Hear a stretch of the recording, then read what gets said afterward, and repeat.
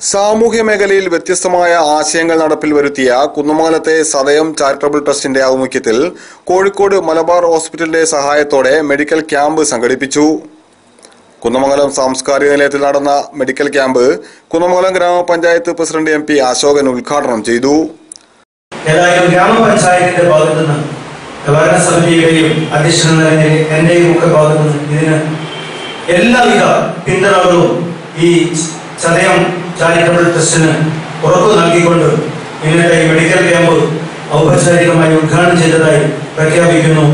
സദയം പ്രസിഡന്റ് ദാസൻ പുത്തലത്ത് സ്വാഗതം പറഞ്ഞു. ചെയർമാൻ MK രമേഷ് കുമാർ അധ്യക്ഷത വഹിച്ചു. Doctor Milimani, doctor Jawahar Adiraja, doctor AMS Fazaluddeen തുടങ്ങിയവർ മെഡിക്കൽ ക്യാമ്പ് നിയന്ത്രിച്ചു.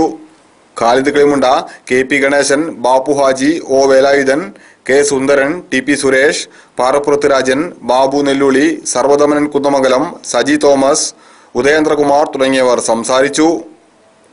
നിരവധി പേർ ക്യാമ്പിൽ പങ്കെടുത്തു. News bureau, Kunnamangalam.